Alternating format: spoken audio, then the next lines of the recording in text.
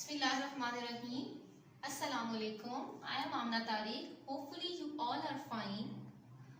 Today we are going to discuss the cellular adaptation. In part 1 we discussed the hypertrophy and hyperplasia. In part 2 we discussed atrophy, metaplasia, what is cell injury, causes of cell injury and the mechanism of cell injury. Let's start. Atrophy is the shrinkage in size of cell due to loss of cell substance. Basically it is due to decreased structural component,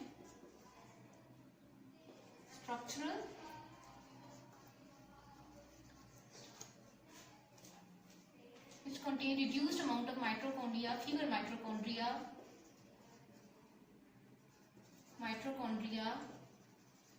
myofilament and endoplasmic reticulum.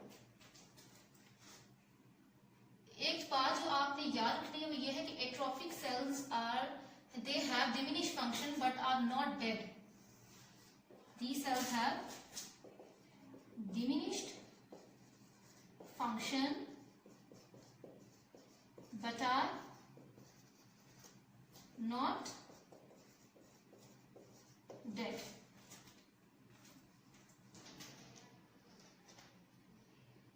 Atrophy, physiological and pathological.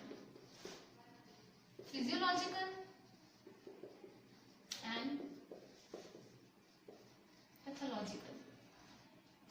Physiological atrophy में involution of thymus,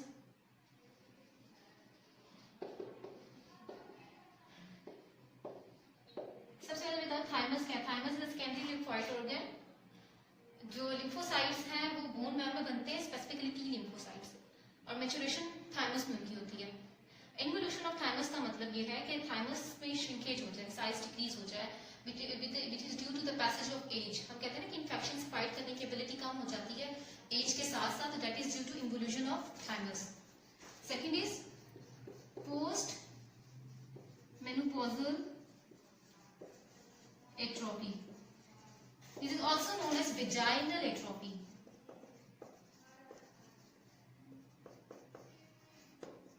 What does it mean? इसका मतलब ये है कि thinning of the wall of vagina due to decreased level of estrogen hormone after menopause. Senile atrophy of cerebrum. This is due to loss of brain cells called neurons with the passage of age. ये सब physiological पढ़ रहे हैं. Number 3, 4, bone marrow atrophy. Bone marrow atrophy क्या है? Bone marrow जो है, normal bone marrow और फैट जो होते हैं बोन मैरो के अंदर, उनके लिए डिफाइंड बैलेंस होता है. With the passage of age सिर्फ बोन मैरो की जो अमाउंट है वो 30% रह जाती है, बाकी फैट डिपॉजिट हो जाते हैं. Bone marrow cellularity becomes only 30%. Pathological atrophy, इसमें हम पढ़ते हैं decrease workload which is due to organ disuse, lack of physical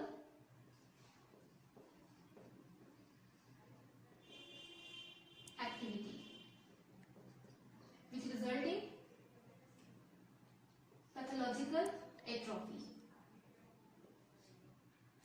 second में हम पढ़ते हैं loss of innervation. Loss of innervation. Innervation, loss of innervation का मतलब ये है कि हमारी डिफरेंट मसल्स हैं, डिफरेंट सेल्स हैं, वहाँ पे नर्व सप्लाई है, तो अगर वो नर्व सप्लाई डैमेज हो जाएगी तो उस जिस मसल्स में या जिस स्पेसिफिकली सेल में, टिश्यू में, ऑर्गन में नर्व सप्लाई जा रही है तो वो डैमेज हो जाएगी, which leads to the atrophic pathological atrophy. Loss of endocrine stimulation. इसका क्या मतलब है? एंडोक्राइन जैसे फॉर एग्जांपल रिप्रोडक्टिव ऑर्गन्स हैं, depend on endocrine hormone stimulation for their normal function and metabolism. If they are disturbed then it may lead to pathological atrophy. Pressure means tissue compression, whatever the cause is.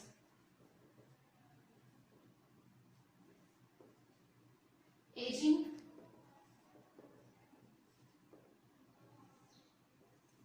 which may lead to pathological atrophy. Cellular atrophy. Cellular atrophy is basically a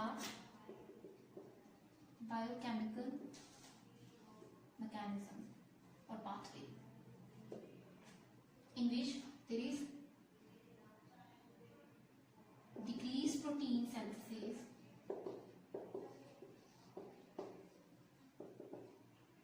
and increased protein degradation.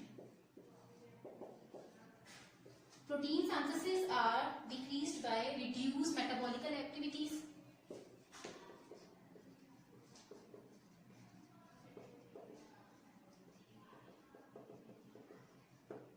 and protein degradation हम पढ़ेंगे इसको दो, conjugation. पहले कैसे याद रखने के protein degradation कैसे हो सकती है? यूबिक्विटिन प्रोटियोसोम पाथवे। फर्स्ट कैसे इस पाथवे कैसे कि पहले कंजुगेशन होती है, then degradation. And ubiquitin proteasome pathway, for example, the stimulus is inadequate nutrition or organ disuse. It activates the enzyme ligase, which form covalent bond between ubiquitin and target protein. Stimulus है इनएडिक्वेट nutrition या organ disuse का, enzyme activate करेगा ligase, क्योंकि ligase enzyme जो है covalent bond बनाएगा यूबिक्विटिन और target protein के दरमियान कोवेलेंट बॉन्ड बनाएगा, which activate proteasome pathway.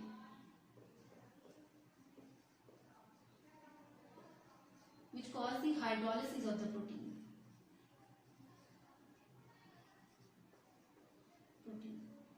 This step is conjugation and this is degradation. What is metaplasia? Metaplasia is basically a reversible change in which there is transformation of one adult cells to another adult cell. Basically ये transformation किस तरह से हो रही है? To better able to withstand the damaging agents. Metaplasia में हम पढ़ेंगे epithelial metaplasia, epithelial metaplasia and connective tissue metaplasia. Epithelial metaplasia में हम फर्दर पढ़ेंगे transformation from columnar to squamous and from squamous to columnar. Columnar to squamous ये हम देखेंगे for example in chronic smokers. Normal epithelium columnar होती है, that may change to squamous epithelium. ठीक है, squamous to column हम देखेंगे GERD. बेसिकली क्या है? गैस्ट्रिक esophageal reflux disease, ठीक है। और इसको हम कहते हैं, इसको इस कंडीशन जब इस ट्रांसफॉर्मेशन करते हैं Barrett's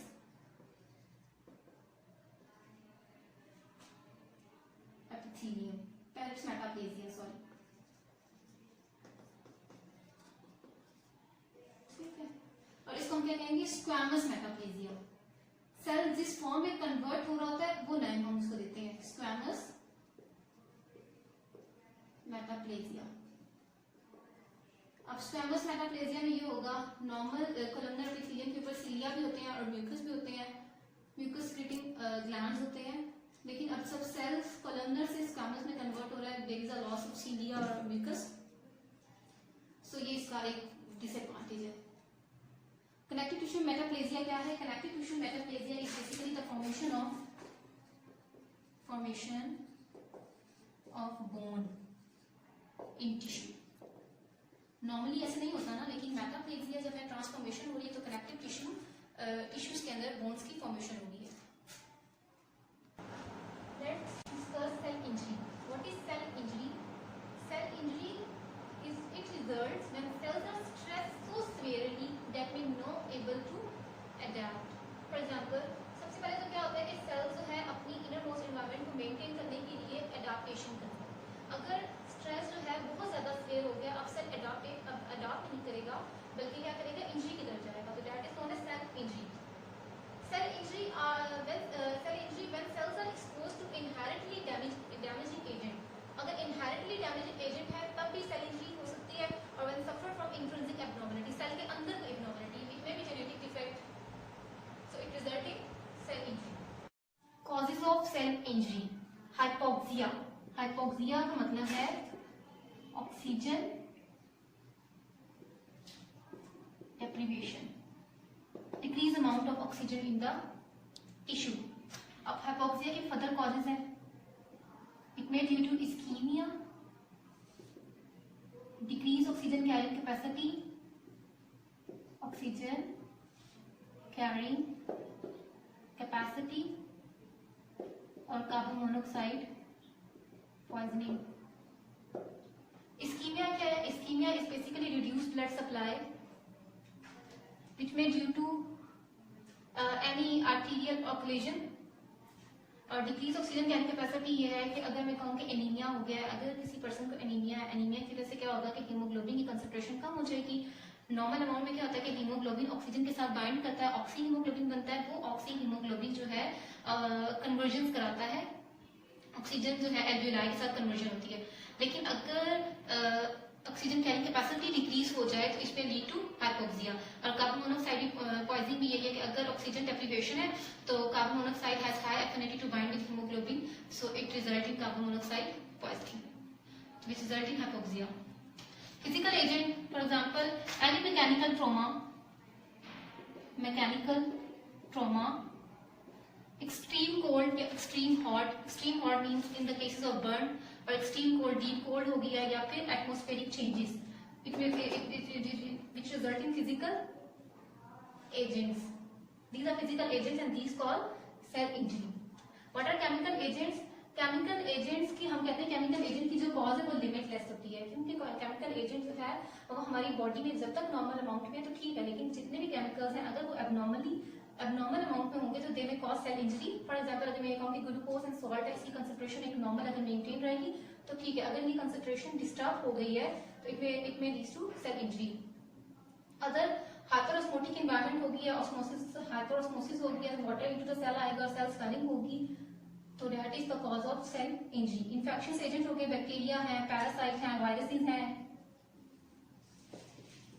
वायरसेस हैं, पैरासाइट्स हैं, they may cause cell injury. Immune reactions में हम पढ़ते हैं ऑटो इम्यून रिएक्शन और हाइपर सेंसिटिविटी।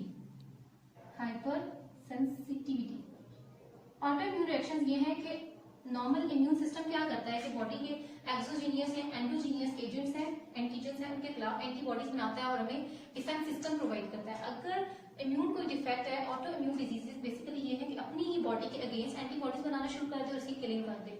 और हाइपर सेंसिटिविटी में ये होता है कि IgE की कंसेंट्रेशन ज्यादा हो जाती है, which result in hyper sensitivity.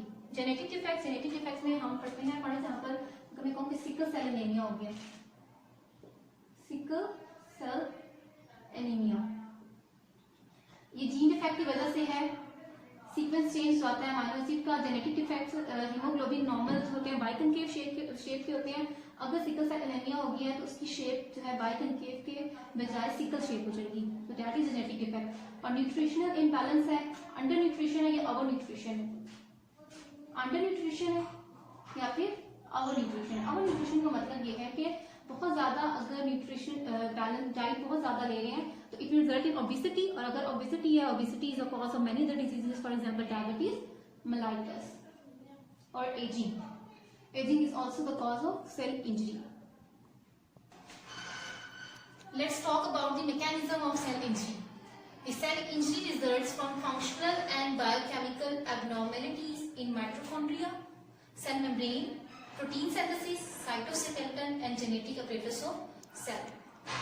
Mitochondria में कैसे हो रहा है कि फॉर एग्जांपल अगर हाइपोक्सिया हो गया या इस्कीमिया हो गया, जिस वजह से हाइपोक्सिया होगा, हाइपोक्सिया की वजह से इलेक्ट्रॉन ट्रांसपोर्ट चेन इफेक्ट करेगी, ऑक्सीडेटिव फोस्फोराइलेशन नहीं होगी। जब ऑक्सीडेटिव फोस्फोराइलेशन नहीं होगी तो एटीपी की सिंथेसिस नहीं होगी माइटोकॉन्ड्रिया में जो होती है, ठीक है।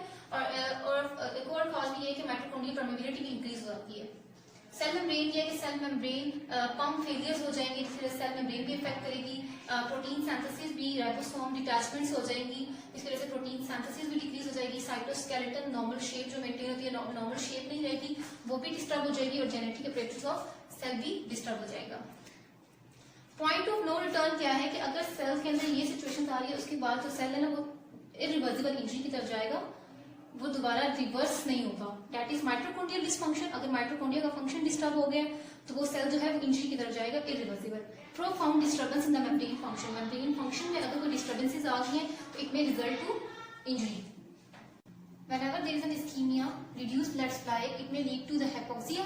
ऑक्सीजन डेप्रीवेशन हो जाएगी। जब ऑक्सीजन डेप्रीवेशन हो जाएगी तो माइटोकॉन्ड्रिया में जो ऑक्सीडेटिव फोस्फोराइलेशन है वो इफेक्ट होगी, which may lead to decrease ATP production.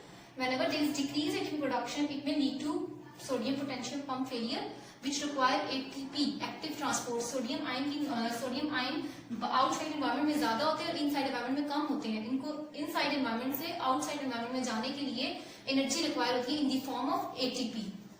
अगर ये एनर्जी नहीं मिलेगी तो पंप फेलियर हो जाएगी। क्या मतलब होगा, पैसिवली जो सोडियम है वो इनसाइड एनवायरनमेंट में आ जाएगा, विच में रिजल्ट इन सेल स्वेलिंग। जब सेल स्वेलिंग होगी, हाइपर ऑस्मोटिक एनवायरनमेंट हो रही है, वाटर भी अंदर आ रहा है, स्वेलिंग हो रही है, एंडोप्लाज्मिक रेटिकुलम भी स्वेल हो रहा है, माइटोकॉन्ड्रिया भी स्वेल हो रहा है, उसके बाद माइक्रोविलाई लॉस हो रहे हैं एंड रफ एंडोप्लाज्मिक रेटिकुलम जो है वो डिटैच, राइबोसोम डिटैचमेंट हो रही है, that will lead to decrease endoplasmic, decrease protein synthesis, influx of sodium,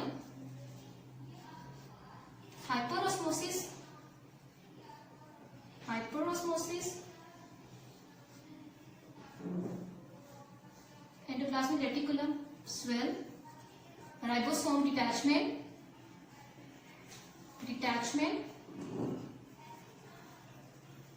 which may lead to decrease protein synthesis. अब जब सेल स्वेल हो रहा है तो माइक्रोविलाई क्या हो जाएंगे, लॉस हो जाएंगे। एनारोबिक ग्लाइकोलाइसिस, अब जब एटीपी प्रोडक्शन नहीं हो रही तो एनर्जी प्रोडक्शन दूसरी पाथवे स्टार्ट हो जाएगा, that is anaerobic glycolysis in the absence of oxygen. Anaerobic glycolysis से एंड प्रोडक्ट हमें लैक्टिक एसिड मिलेगा, तो लैक्टिक एसिड की एक्युमुलेशन शुरू होना हो जाएगी, which will lead to decreased pH and that cause chromatic clumping.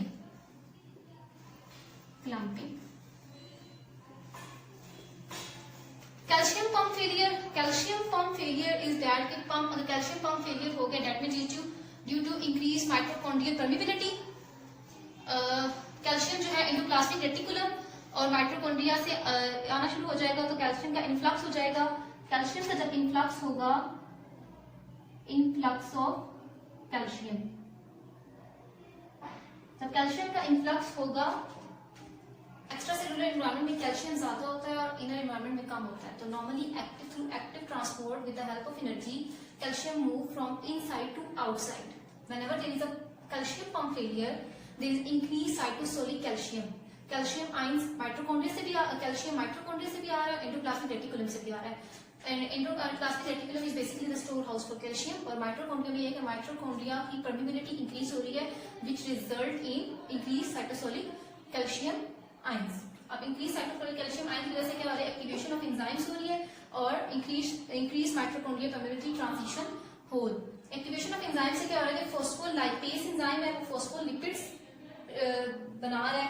Phospholipid जो है वो मेम्ब्रेन डैमेज करेगा, और प्रोटीएज जो है वो प्रोटीन की डिस्ट्रक्शन करेगा which may also lead to protein damage, और एंडोन्यूक्लिएज जो है वो डीएनए डैमेज करेगा, और एटीपीएज जो है वो एटीपी सिंथेसिस को डिक्रीज कर रहा है। इसी तरह increase mitochondrial permeability transition holes decrease down the ATP. Radicals can, these are reactive oxygen species, contain single unpaired electron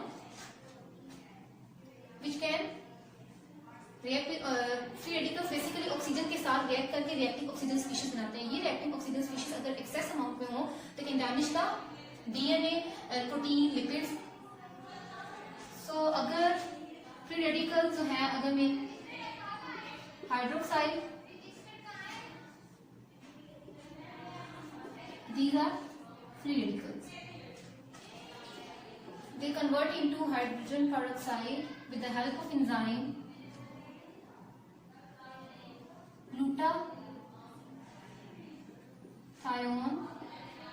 peroxidase, convert into H2O2 with the help of enzyme superoxide dismutase, and this may convert into hydrogen peroxide with the help of enzyme catalase.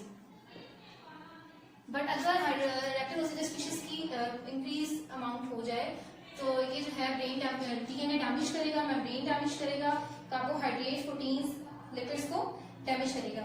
These damaged molecule may themselves be reactive species with a chain reaction being set up with unsuppressed damage.